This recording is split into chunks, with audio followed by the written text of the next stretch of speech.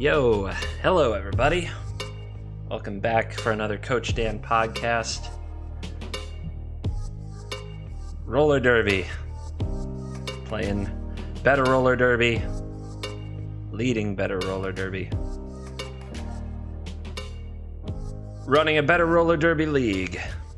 Results on and off the track. That's what we're hoping to get at. That's what I'm digging for. And today we're gonna talk about something a little more practical. My first couple of podcasts, they focused on this sort of big picture philosophy, if I had to throw large words at it. And this one, I want to get into some just very simple tips that I can give you to make your practices better. But let's first talk about practice itself. Why is practice so important? For most leagues, for most skaters, well over 90% of their interaction with your team, your league, and everything to do with your organization will come through practice.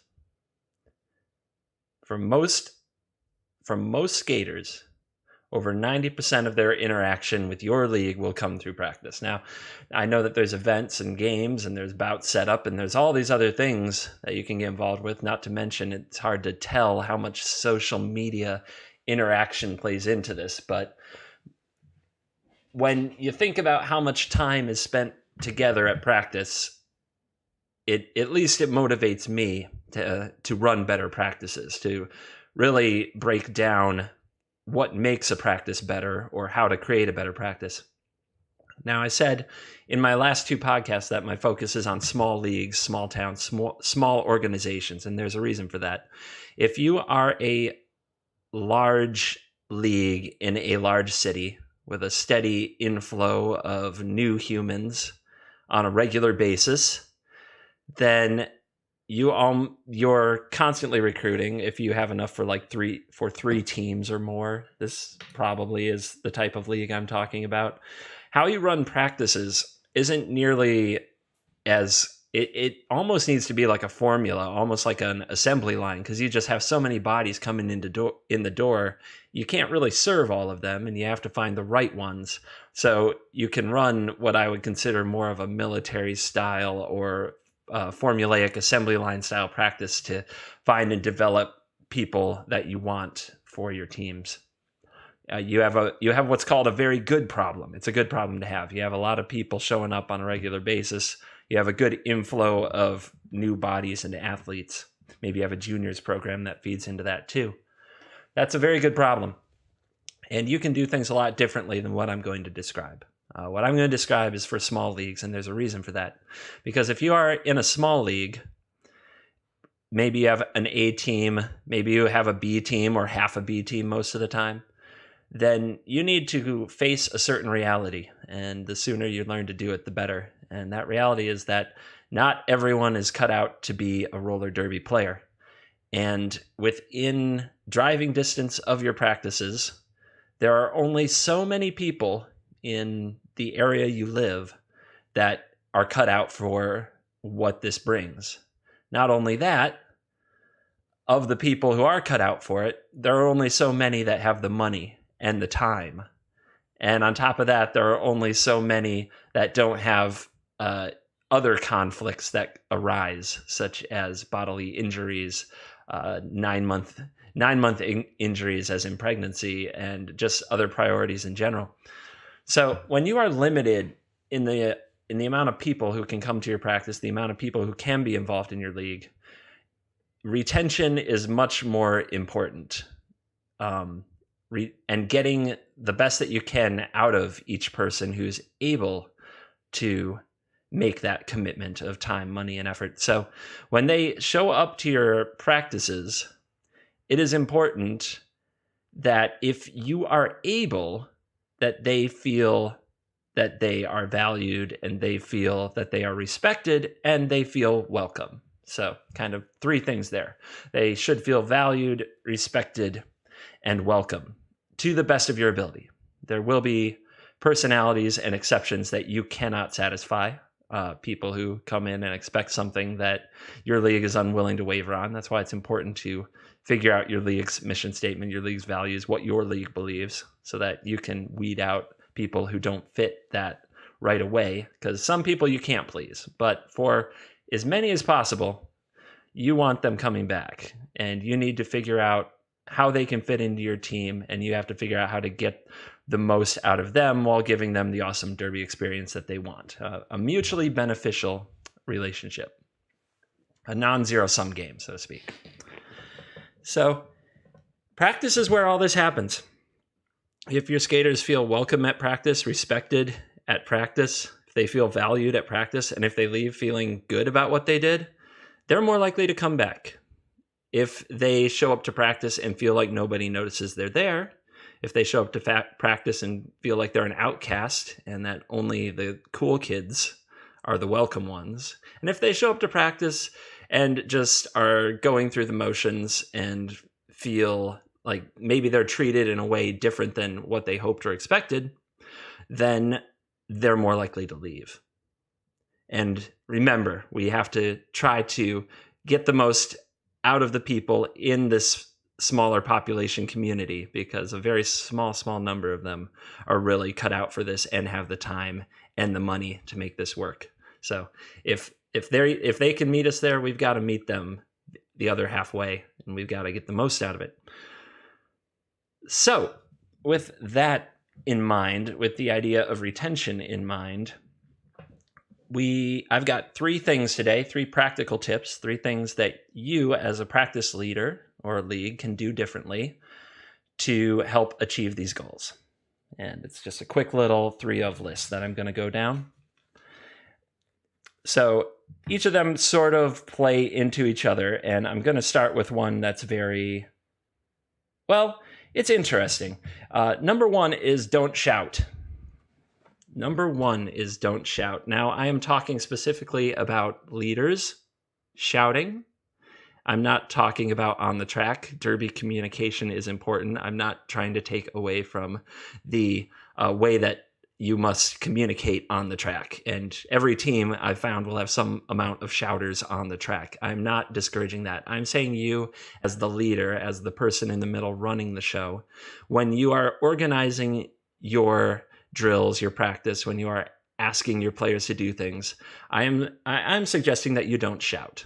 Now, right away, like, what are the benefits of that? The idea of welcoming and respecting people.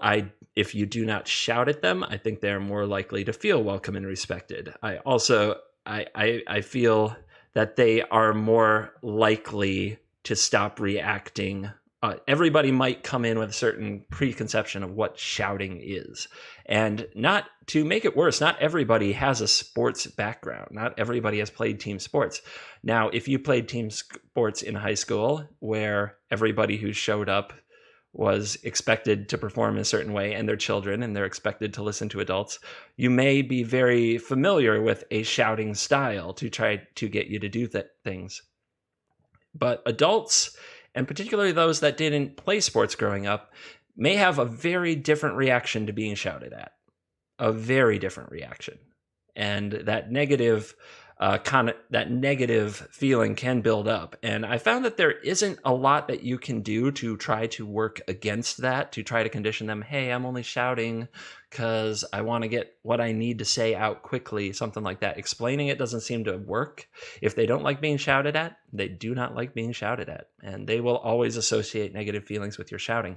So I didn't just invent this strategy. I learned it because Bonnie Destroyer came and did a camp 5 years ago, did a day practice session with our team, and I mainly watched her for presentation, and she did not shout.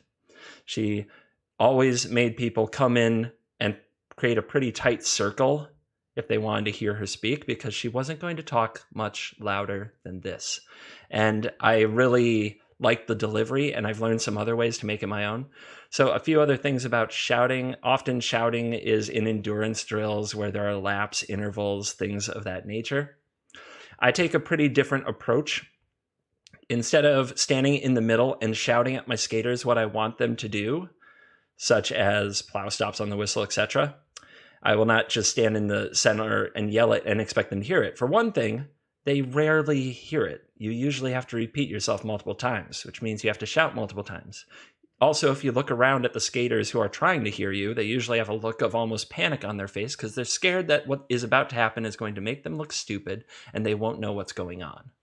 So you can alleviate all of that with a few simple changes in behavior. I stand near the apex on one of the turns. A group of skaters goes by and I say at about this volume what we're going to do next. They look at me, they nod, they go by. I wait about a second and a half, and then another group of skaters skates by, and I tell them what we're going to do next. And they look, and they nod, and they go on their way. And then I see the next group, and I tell them. I usually only have to repeat this 3 times.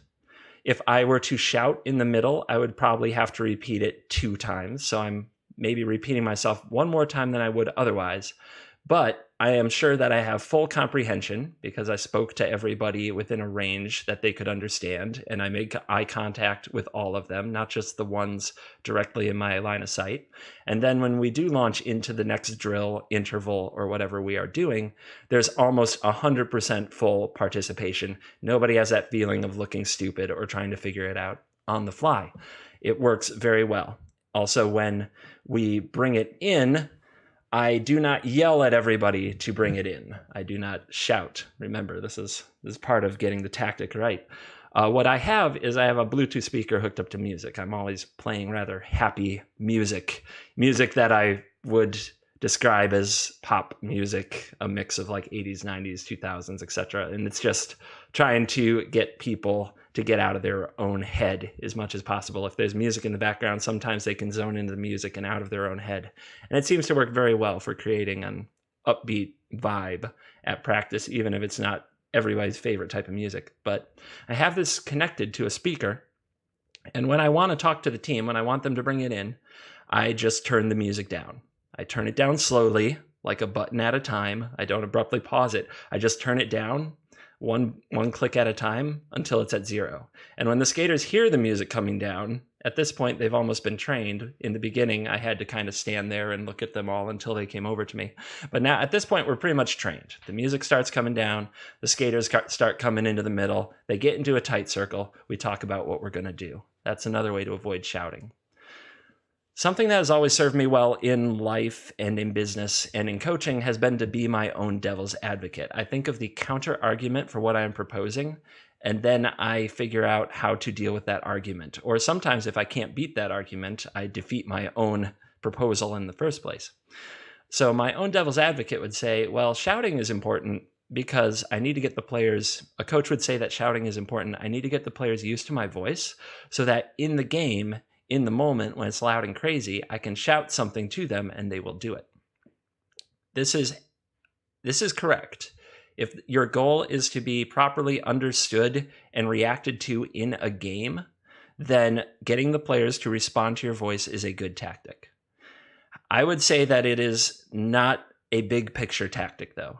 For me, the big picture tactic, if I have to shout to a player to do something and then they hear me and then do it, and that is success, we could be much more successful if the shouting could be completely erased entirely, if the player themselves knew exactly what needed to be done in the moment and just did it. We would remove however many seconds were needed for me to shout, the player to hear, the player to comprehend, and the player to take action.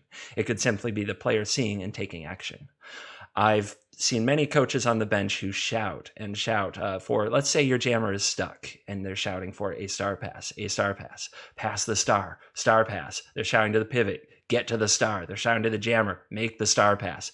The players on the bench start shouting. If this is a familiar scene, give me an amen and give me a hallelujah.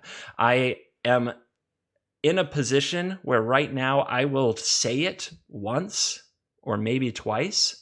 But if the players aren't taking this action on their own, what I'm trying to mentally note is that we did not practice it enough.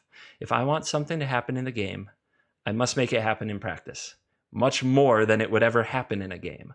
Therefore, what I'm really saying after I've maybe tried to send the message once or twice and it hasn't been received, is we need to work on star passes more at practice where there is no yelling required. We need to build the instinct.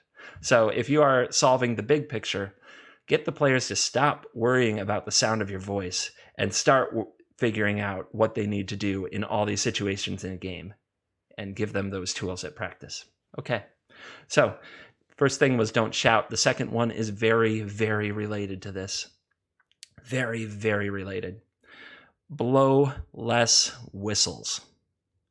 Less whistles, please. If you are questioning why this is or what about this, I've got to first have a little rant. So roller derby is one of the most whistle-filled sports, possibly the most whistle-filled sport that exists.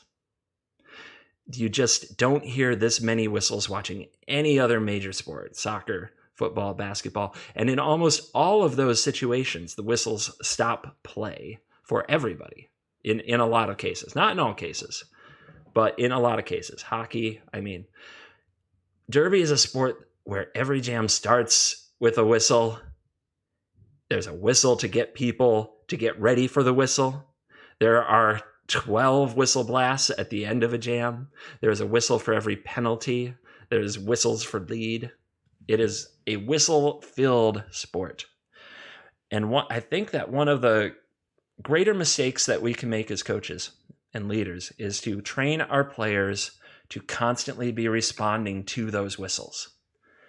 For the most part, aside from the first whistle that starts a jam, and the 12 whistle blast that ends a jam, I think that goes without saying. I think everybody knows that means a jam is off.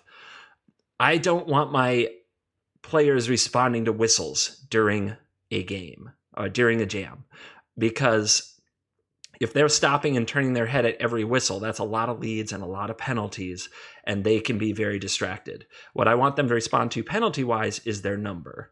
But in the most part, I don't want them constantly doing things when whistles blow. So now I'll give you an example of some common uses of whistles at practice. If you are, say, running a paceline drill, and every time you want somebody to go do the thing in the paceline drill, you blow a whistle to send them, you are conditioning them to respond to that whistle. That every time they hear a whistle, they go. Let's compare that to actual gameplay. When the whistle blows to start a jam, yes, you can go, but is making a sudden movement really what you need to do? Not always. In fact, if your players instinctively, the second they hear that starting the jam whistle, start rolling forward, that is a disadvantage in modern roller derby. If they hear a penalty whistle and they instinctively jerk forward or turn their head around, that is distracting them or also causing them to do something different. And whistles are not pleasing on the ears. If you ever want to do a very unfun experiment, put on a roller derby game and then go into the next room or go outside. Have the volume to where you can't, if you're 2 rooms away or a floor away, you can't hear the commentators, you can't hear the crowd. All that you'll hear when you're about a floor or a few rooms away is those whistle blasts. They are loud, they are shrill, and they blast through everything. They don't feel welcoming. They feel very intimidating. They feel very authoritarian, as in, I blow the whistle, now you do something. And it's one more thing you, the coach, have to do, blowing a lot of whistles. So let's take a drill that would normally always start on the whistle, a drill where basically you're practicing jam starts, and the jammer lines up, the blockers line up, and then the jammer goes and the blockers block them. Almost everybody puts a whistle into these situations to tell people when to go and when to stop. I tell my blockers, make eye contact with the jammer, and if the jammer makes eye contact at you and everybody's ready, the jammer is going to go when they are ready. No whistles. At the same time, when they reach a certain point, a certain number of feet or whatever the out of play is, I will probably say out of play. I won't blow whistles, and we'll continue. It's just any place that you can remove a whistle, the better. Every spot that you can remove a whistle blast, the better, in my opinion. That's now, again, my own devil's advocate has arguments against this, but I really think that the pros, without getting into all of them, outweigh the cons here. And I would strongly suggest that any point where you're blowing a lot of whistles for a drill, see if there's a way around that. One of the visuals I use the most for this is a warm-up that I watched a team do recently, and you could tell the coach was out there. He was very much the type of coach that usually comes to Derby from somewhere else. A guy who probably learned this playing sports in middle school or high school, and that is the coach who, says you do this and you do it, end of question. And he had his whistle, and they did a pace line, and he blew a whistle for every time somebody started, and he blew a whistle for every time there was to be like a move, stop, hit, or something within the pace line. And the players just looked so uncomfortable and so unhappy. The sound was just whistle, whistle, whistle. The players just looked grumpy, grumpy, grumpy. And when I went to the bathroom just to get out of there, I could hear the whistles in the stadium bathroom, like outside of what was supposed to be like these soundproof glass. I could still hear these whistles, and it just all came home to me. Can we please blow less whistles? You're making people feel less welcome. You're building more of an authoritarian culture, and I just don't think it's necessary. All right, gonna get off my whistle rant. But I hope you try it. And we're going to move on to number 3. And this one's going to seem really funny. Don't talk so much. I talk too much. That's why I have this podcast. To talk and say a bunch of the things I know if I made time for a practice would be wasting everybody's time. If you are a leader, you very, very likely talk too much.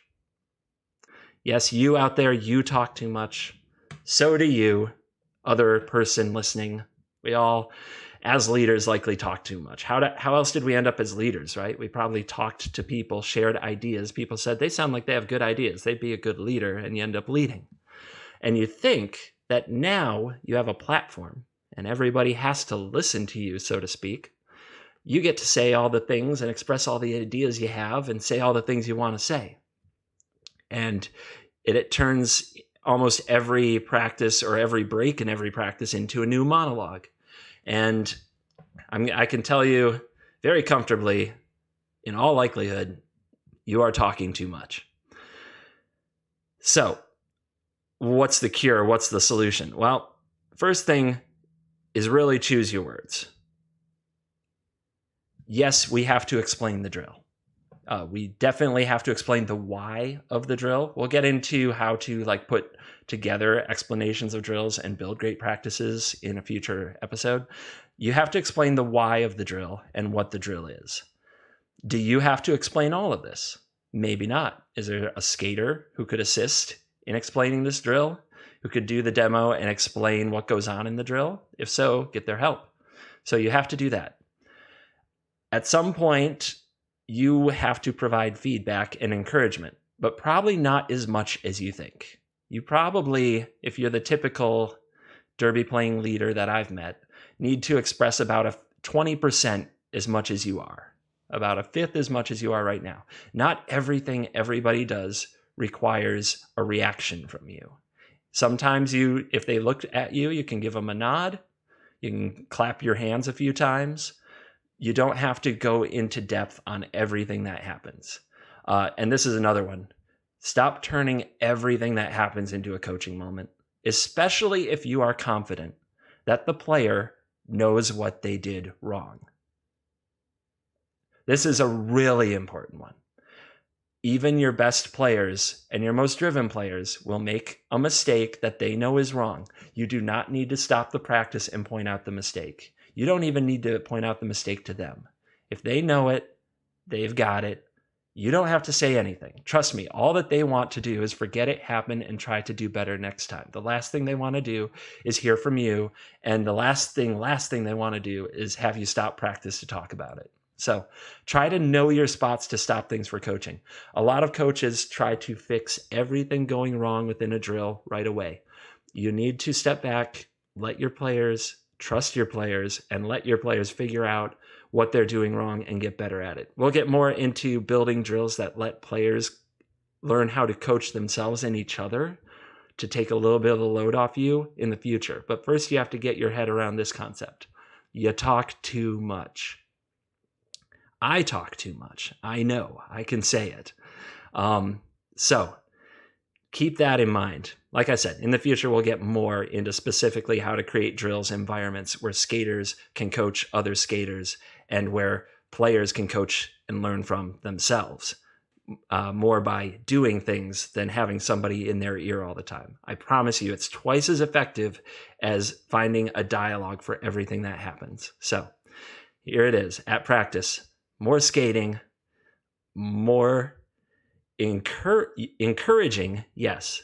But aside from that, less talking. I know that's a hard one. And it's really ironic coming from somebody who's been talking about Derby for another 25 minutes right here on this podcast right now. But I promise you, it is a good lesson both in self-restraint, and it will help build up and encourage others. You'll get more out of others. We'll get into that on a future episode. So to recap, 3 things you can stop and do less of, stop doing or do less of at practice. Don't talk so much. Don't shout. And don't blow so many whistles, please. All right. We're going to leave it there with some practical advice. I'm really excited about a Derby game that my team is playing this weekend. I hope to be back next week and tell you all about it. Along with, we'll add 3 things that you should be doing more of at practice. All right. Thank you very much for listening.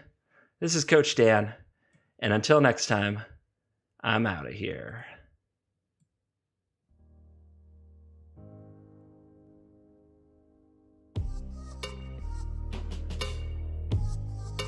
And I'll see you on the track. Can't forget that one.